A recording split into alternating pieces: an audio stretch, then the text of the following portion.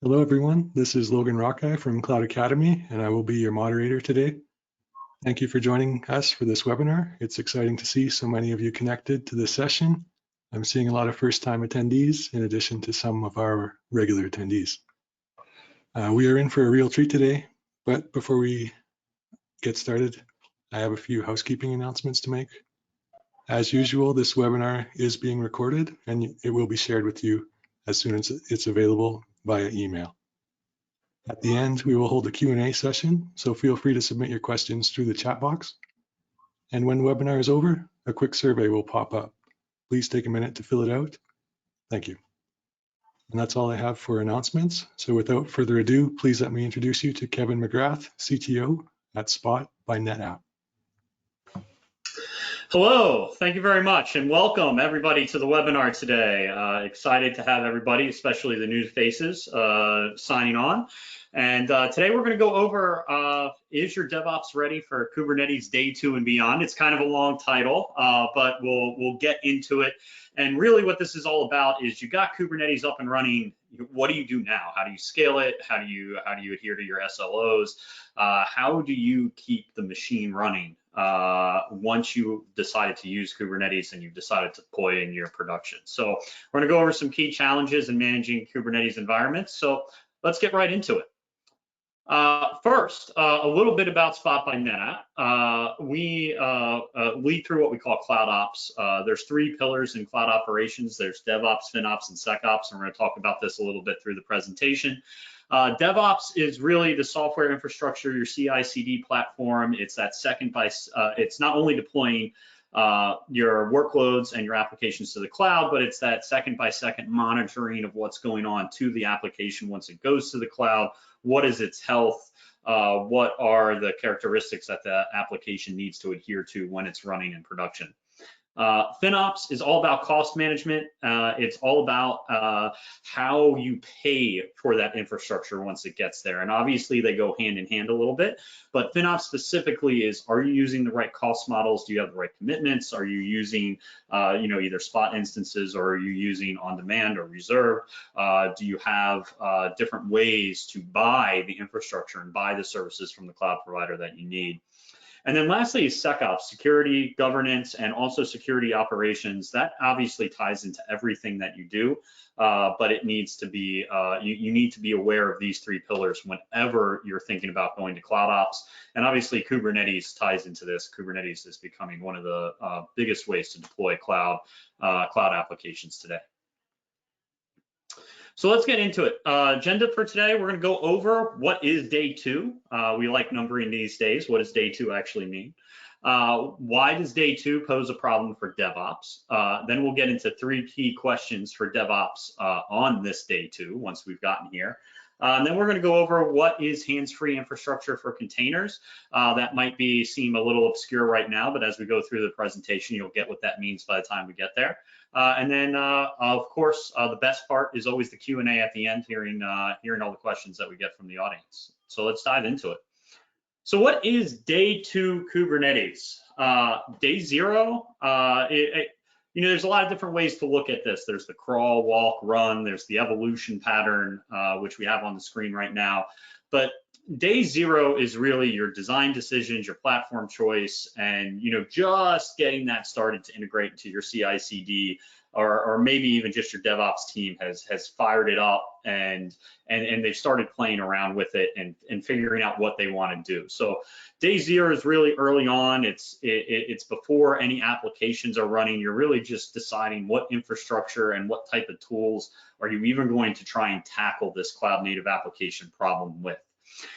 We move on to day 1. So we go from crawl to walk. We've understand how to configure Kubernetes. We've understand how to deploy it. We understand how to push applications to it. You might even have your first application out and running, right? Your first real application, not like the hello worlds and different things like that. But on day 1, you might actually be running some test things on your Kubernetes cluster, or maybe it's even your first app that does something real for your business, but it's not really at scale yet. And that's the big difference. When we get to day 2, we're talking about large-scale applications running in a Kubernetes cluster where you need to worry about not only pod scaling, but availability and performance, cost visibility. If something goes down, alarm bells go off. If you're not meeting SLOs, people get called. Day 2 is all about running those production grade applications in Kubernetes. So Day 2 is here. We talk about this evolution, but this evolution has been happening for a while. And although Kubernetes is very young, Day 2 adoption of Kubernetes is here. You know, I guess I still say young. I've been around for a little while from the first KubeCon, but it's 5-6 years to see the adoption of Kubernetes and where it's got to. It is amazing how fast that it's caught on. And what you're looking at here is that 92% running containers in production. So this has gone up over time. This is a CNCF survey of how many containers are running in each type of environment. And you can see in production, if you go back to 2016, it was a very small 23% of containers running in production, and now you're up to 92% make its way there. And that's even a pretty big jump over 2019 to 2020, and we'll be very interested in the numbers when 2021 comes, when those 2021 numbers come out. Also, another indication that Day 2 is here is that 70% of users use more than 50 nodes in their Kubernetes cluster. So these aren't just small clusters. These are large clusters running significant sized applications, which come with significant cost to the organization and also come with sometimes significant maintenance, depending on what those nodes need within the cluster and whether it's one type of application or many types of applications which are running inside the Kubernetes cluster. But you can see if you take a look around the 50 and you add all those percentages up to the left, or to the right, sorry, you can see how the bar keeps moving up year to year for most of these sizes. So Kubernetes clusters are getting bigger. I will say that people are also managing more Kubernetes clusters in general. So once Kubernetes clusters get to a certain size, a lot of people are splitting them up. We don't have a statistic for that on a slide, but this just speaks to the adoption of Kubernetes and that, it's here. Day 2 is here. People need to scale and worry about this on a daily basis. So we want to focus on DevOps engineers, right? And these are the people who are usually tasked with keeping the Kubernetes infrastructure up and running and ensuring that the developer, engineering, and product teams in the organization can deploy their workloads and applications to the cluster and feel good about everything, that things are going to work and the services are going to run. So DevOps engineers deal with, that's not my problem. Sometimes from the product teams, they're like, we developed the application.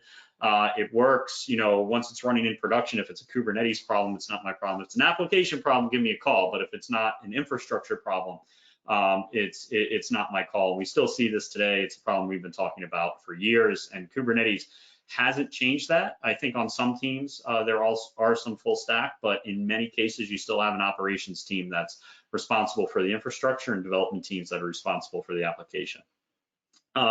Also, DevOps teams, they're outnumbered. If you look at statistics, there's usually a very small DevOps team to the number of developers.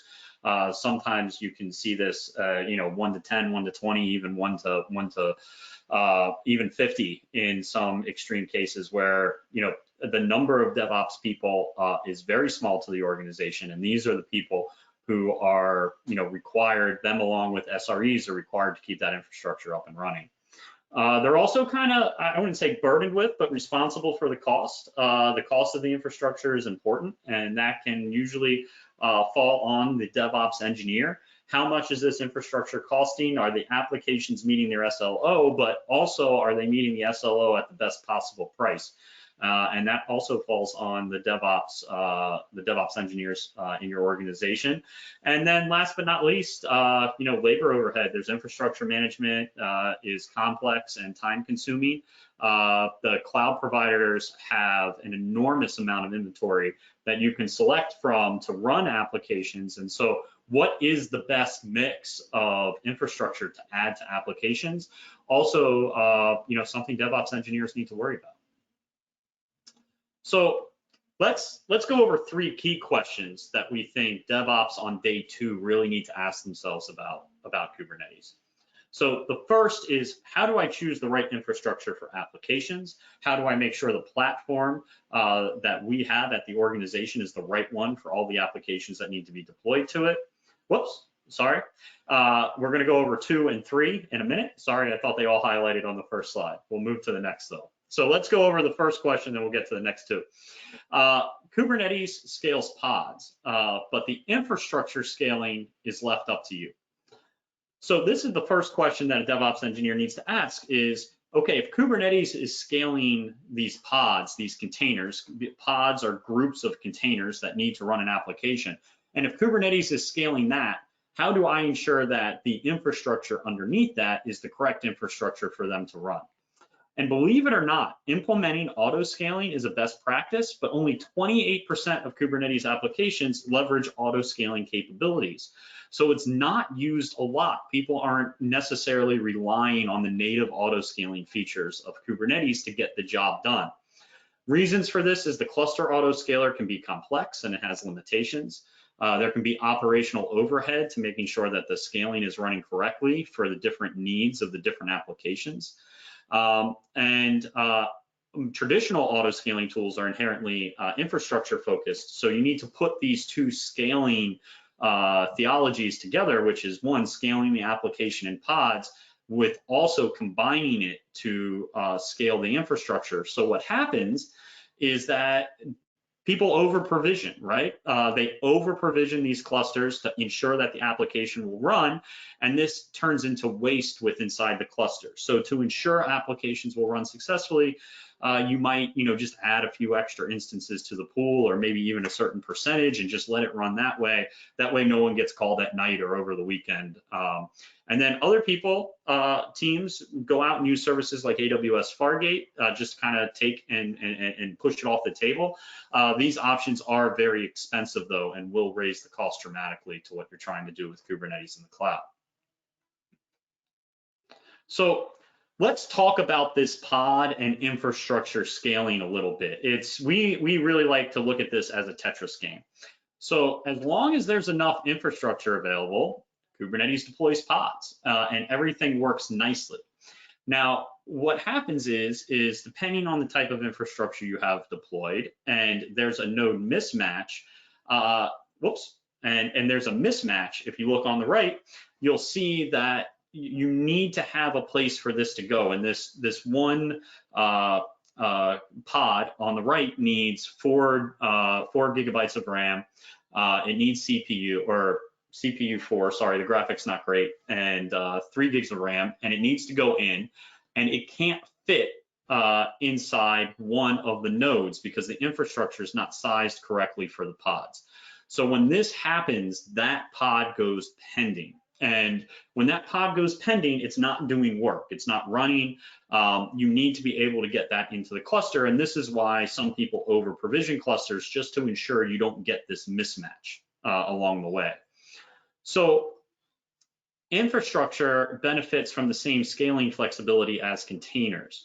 What ideally happens is that the container drives the auto scaling of the infrastructure underneath, and that the capacity is based on the container's needs, and that spare capacity would automatically be handled in the cluster. This is kind of what you're really driving for.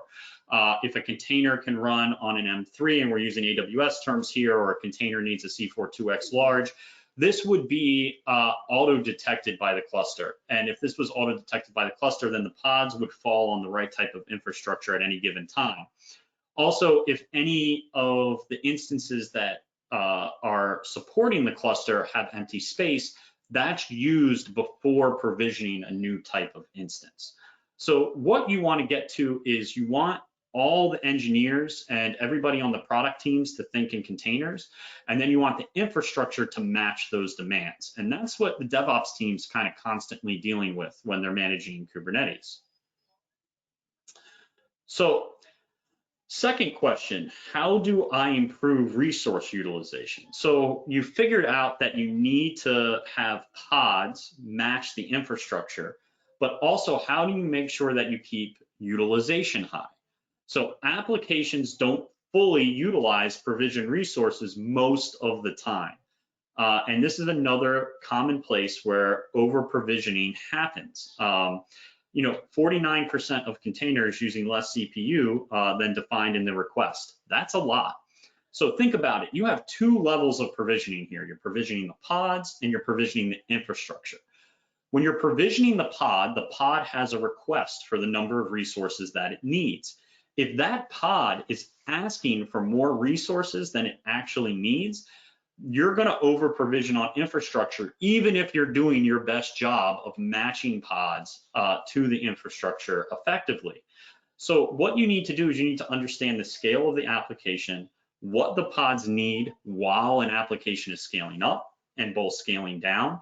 You need to understand when pods are asking for too many nodes or asking for resources that they won't even use.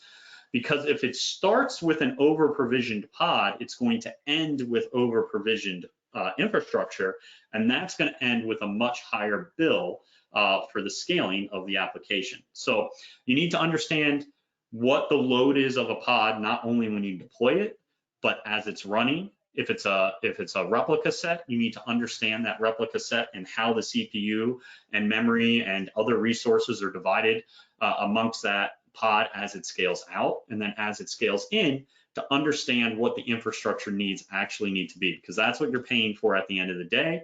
You're paying for that infrastructure to the cloud provider, and you need that to be as most efficient as possible while keeping the uptime that your application needs. So container right sizing and bin packing is very important. Understanding the instance size, type, and pricing allocation is important when you put that pod out into a cluster, to understand that when you put 3 or 4 different pods together, that they can land on a particular instance in a particular place and have the right cost model associated with it. You want to monitor and analyze the container utilization to make sure that the requested utilization is actually the utilization that the container has. And then you want to be able to intelligently allocate those pods and right size those pods going forward to make sure they're using the right memory, the right CPU, and then being matched with the right instance types in the cloud provider of your choice. So let's move on to the third question. How do I keep cloud cost efficient but reliable? And we've already been speaking to this a little bit through the previous 2 points, but we'll get to it here. So again, we're going to start on the left, which is where we see most Kubernetes clusters when people are on day 1 or even in day 2, just to kind of keep the lights on, which is there's this homogeneous type of provisioned infrastructure. Most of the time, it's a single instance type. It's a single type of cost model. They're on-demand instances, which scale up and scale down. And just to be safe, the cluster is usually over provisioned by some amount. So as the cluster scales up and scales down, the application meets its needs. While this will work, you're also overpaying for resources and using more resources than you need. So if you look on the right and what we see as a heterogeneous infrastructure, this is what we were talking about before, where the application is driving the provisioning, and that you don't need to settle on a single instance type. You don't need to settle on a single way to scale. Ideally, what your applications are doing is requiring the Kubernetes cluster to get different types of instances at different times to match the needs of the application when the application needs them. If you do this, then that line will more directly, or the infrastructure will more directly match the line of what the application needs. You'll be able to reduce your cost model by using things like spot instances and reserved instances, which we'll get into in a couple slides. But you'll also be bin packing effectively if you're using pod right sizing. And since the infrastructure can be dynamic in the cloud, that's the most important thing. You're in the cloud. You have this huge inventory of instances and sizes and types and cost models to choose from. Use that as a strength and not as a fear. So let's talk about the purchasing models in the cloud a little bit more closely. So first, there's on-demand. So on-demand scales up and down, variable demand, it's list price. Let's say you go to a cloud provider's website and you say like this instance is going to cost you $1 an hour. You pay $1 an hour. You get an SLA. Everything's great. Now, when you start small, on-demand prices may not be that big, and the OpEx model sounds great until you realize that you're running those instances constantly. Maybe your application actually needs to stay up, or a certain amount of instances actually need to start staying up 24/7, and you can't just shut them off in the middle of the day. Well, now that you have a significant amount of compute capacity that's running all the time, you can buy from any of the cloud providers what's called reserve capacity. And what reserve capacity means is that's a commitment between you and the cloud provider that you're going to run an instance 24 hours a day, 7 days a week, 365 days a year. Now, because you guarantee that you're going to pay the cloud provider every single hour for a whole year, the cloud provider says, okay, I'm gonna take a little bit off the price. I'm gonna knock about 40 to 50% off the price of that instance, but you have to pay for me whether it's running or not. So whether that instance is running or not, or whether you have enough instances to cover that reservation capacity, you're going to get charged. Now, if you're running those instances all the time, that's great, but it's a little hard to judge for scaling purposes how much reserve to buy. You can still only buy enough reserved capacity for kind of a baseline, and you're still missing on your spikes, and you're still missing your workloads that come and go, like completely come and go, like they scale all the way up and scale all the way down. Reserve capacity doesn't necessarily help with that. So then there's a third model. The third model is every cloud provider has what they call excess capacity, or just capacity not being used for on demand at a particular time. And this is the cheapest option, but this option is very unique.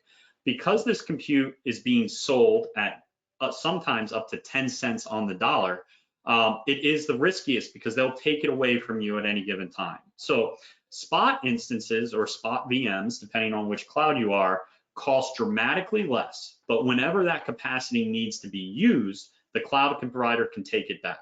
But you're only paying maybe 10 or 20% of the total cost of what an instance usually is. And that instance is the same instance with the same networking and the same storage. You're just paying less for it because the cloud provider has the option to pull it from you at any given time. So let's dig into spot instances a little more because it's a huge cost savings, but what do you need to be aware of when you use this? So when you consider using spot instances, it's important to keep a few things in mind. None of the providers offer an SLA on spot instances or spot VMs. Termination can occur with as little as a 30-second warning. Sometimes it's a 2-minute warning. When that termination warning happens, you need to be ready to alter the capacity of your Kubernetes cluster to support the application. So although you're saving 80 to 90% on the cost of that instance, if it goes away, do you have a plan for when it goes away? And can your applications adhere to that plan?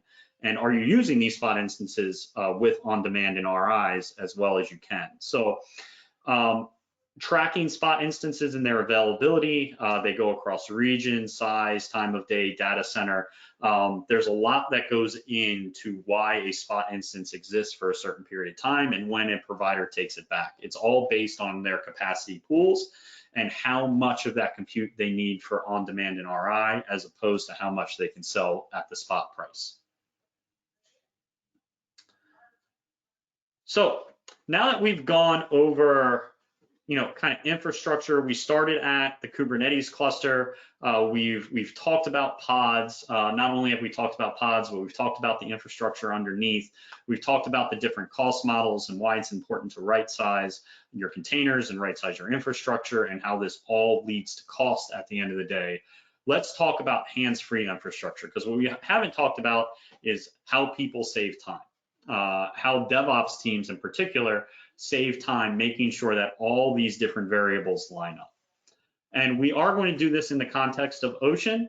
Ocean by Spot is the product that we provide to DevOps engineers to give them this container-driven infrastructure auto-scaling.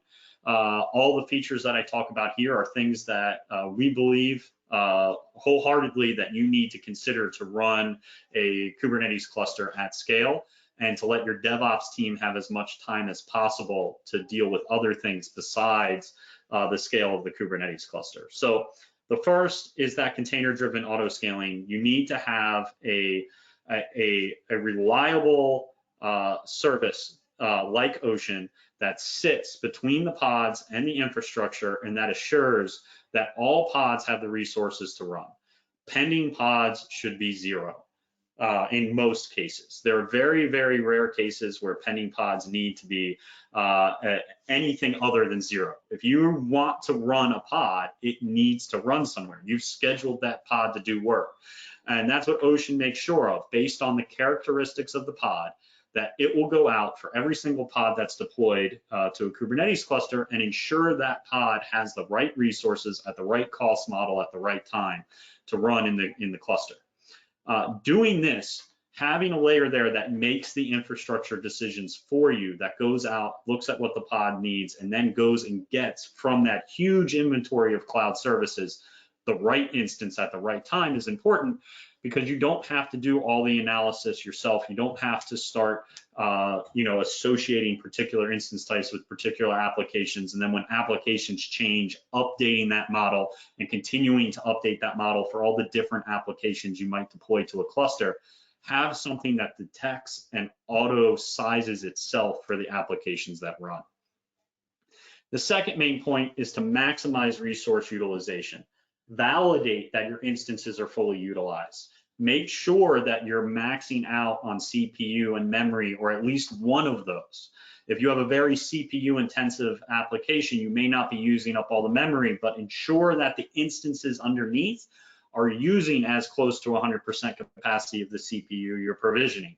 Conversely, if your application is very memory heavy, ensure that those instances underneath are using as much memory as possible so you're running as efficiently as possible.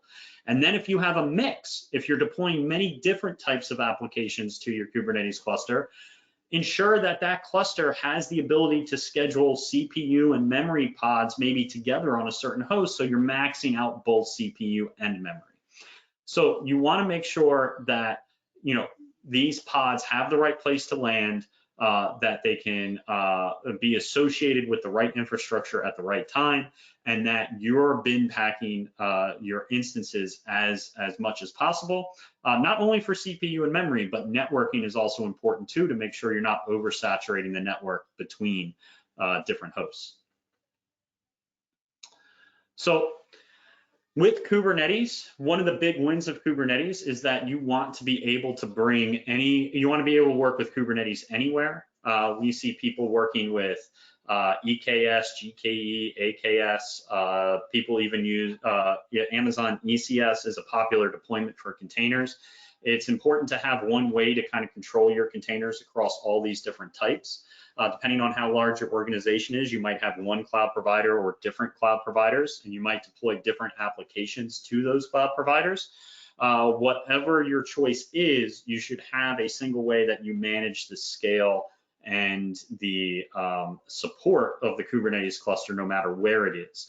Kubernetes clusters masters are pretty standard across all the cloud providers. It's how you scale that infrastructure, how you allocate the inventory, the right instance at the right time in each of those cloud providers to make sure that you're doing it in the right way. A platform like Ocean will do that for you without you having to adjust for all the different APIs and different types and different spot markets and reservation patterns. Also, that's how you can save up to 90%.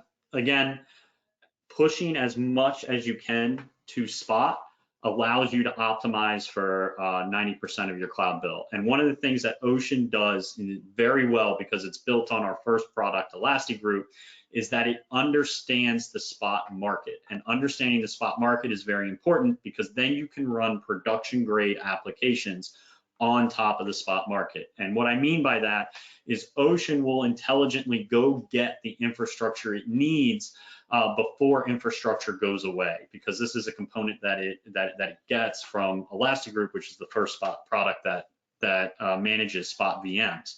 Because it's built on this technology, because it knows about all the spot markets across all the clouds, it can intelligently provision infrastructure before it's needed, and then get rid of infrastructure before the cloud provider takes it away. or if the cloud provider does take infrastructure away, you already have the infrastructure that you need for the applications to move to. You also want to make sure in this type of model that you're tagging your pods and your applications correctly. So if something is a stateful application that absolutely can never be disrupted, you want to make sure your scheduling engine will make sure that application lands on an on-demand or RI while the rest of the application lands on spot. So you got everything running and everything's up and running, and you've got this model where you can run on demand and spot and RIs and everything's humming along. The next thing that you're going to need, especially if you have a Kubernetes cluster, like we said, with the 50 to 100 nodes, or you saw some of those even have more than 1,000 nodes within the cluster, eventually you're going to need some sort of cost management and show back, and you're going to need a granular view of the cluster's breakdown. Sometimes based on namespace, sometimes based on labels. It depends on how your organization is set up. But you're going to need a way to show this cost management back to the product teams and the engineering teams for what they're using, and explain to them why they're using the costs in the cloud that they are. And this goes across everything that the pod uses, whether it's CPU or GPU, network, storage. All of these costs need to be aggregated by the constructs you use at your company. Usually it's a namespace, sometimes it's labels, but you need to get those costs back to the team, and you need to be able to carve it out. Maybe it's by department, maybe it's by team. Every company is set up a little bit different way, but you need to have a way to be able to break this down easily. So you need to be able a way to associate this very dynamic cost structure, right? These pods can land on any given type of infrastructure. It might be on-demand price, RI price, or spot price, and then bring that back and allocate all of the storage and networking along with it to give you your full view of what you're spending in the cloud. And then, of course, I talked about it before, but automatic right sizing, you should have a method in place. Ocean provides this of measuring the real-time CPU and memory utilization of pods, give you actionable suggestions that you can have Ocean do on its own, or put into your CI/CD pipeline. And the next time an application gets deployed out to your cluster, it's using the right number of CPUs and the right amount of memory, the right amount of storage, and not over provisioning that infrastructure as you go along. So with that, I'm going to pause and wait for any questions that have come up during the session. I thank everybody for attending today, and look forward to any of the questions that you have. And thank you, Kevin. We do have a few questions that came in. So the first one here is, what are the biggest challenges to building an effective DIY stack to manage K8s at scale? I think the biggest part is putting together all the different projects. You got to go out. There's a lot of different flavors of things to go get. It's not that you can't DIY things. You absolutely can. There's a lot of open source projects out on the market. There's a lot of tools you can use.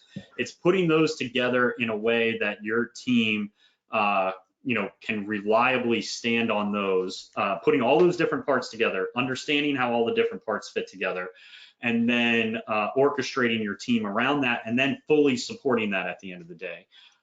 It's not that you can't do it, it's how much time and resources you want to put into that. And then that's just another part of the stack that you need to support when it goes to production. So whatever you've built, then that becomes just another layer that becomes part of that SLO when you push it out. Usually, if you can take that part off the plate for a DevOps engineer, they'll gladly take it off the plate so they can worry about the SLOs of the applications and not necessarily the SLO of the infrastructure. Cool, thanks for that. Next question we had was, our applications require a lot of headroom capacity due to burstable workloads. What are some of the best practices for maintaining headroom while not letting costs get out of control? Yep, so we talked about this on one of the slides, the scaling up and provisioning for when things scale up. And sometimes applications will get a flood of requests at times, right? It's not a gradual scale up. So when traffic comes in, you need the infrastructure right then. So you need to understand the patterns of how the application scales, and you need to understand when those patterns happen, what are the heuristics of what that pattern looks like before it actually happens. And then you should be in front of that.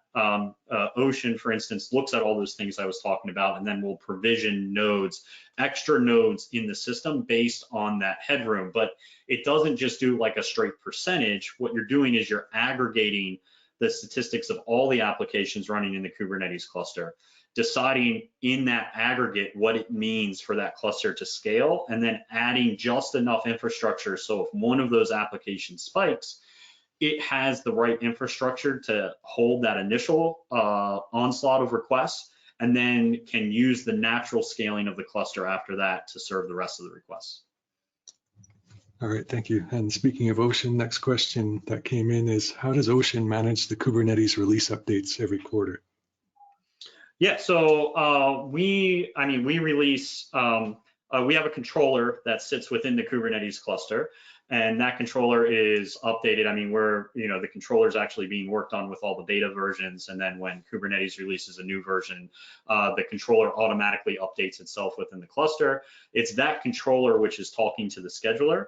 Most of the time we're using full production, non-changeable APIs from the Kubernetes cluster. So most of the time, a release, the quarterly releases from Kubernetes don't change anything about the controller. Every now and then we are using much less nowadays than before. You might be using a beta API or an alpha API. That's much less now, but be assured that our controller is being tested with all the alpha and beta APIs as they move to the production supported APIs. And I would say nearly everything nowadays from our controller is hitting the production APIs. So we do release controller updates as needed, but those quarterly updates don't necessarily break what we're doing. Sounds good, thanks for that. And final one I have here is, what are the most common mistakes teams make when trying to scale Kubernetes? I think the biggest one is what we went over in the beginning is, they don't want the headache of scaling the cluster, so they just add too much infrastructure to it. We see this all the time. Most of the time, our first introduction to a Kubernetes cluster with a cluster is a cluster that's just over provisioned to the hilt. And they just started adding and adding infrastructure, allowing the applications to be deployed, and they got into a crazy state where they're afraid to do anything to the cluster because they don't know what's going to happen after over provisioning it, and it's hard to scale down. I think that's one of the biggest things is hitting the quote unquote easy button, which is understandable because there's a lot of things going on in the day-to-day of a business, and just over provisioning the cluster with a single instance type. Okay, got it. Thanks a lot, Kevin. So that's all for today. Thanks again, Kevin, for leading the session, and to our attendees, we hope you enjoyed the session. By the way, if you are interested in learning more about Kubernetes, Cloud Academy does offer training on the topic. Have a look at our library and feel free to reach out to us for any assistance on your learning journey. Before we part ways, just a couple reminders that you will receive a recording of this session as soon as it's available. Also, please fill out the end of webinar survey. Your feedback is extremely helpful for us in understanding what kind of webinars you'd like to see more of. If you missed any of the past webinars, you can find them on our website, specifically cloudacademy.com/webinars. And that's all for today's session. So thank you all for joining, and we'll see you again real soon. Thank you.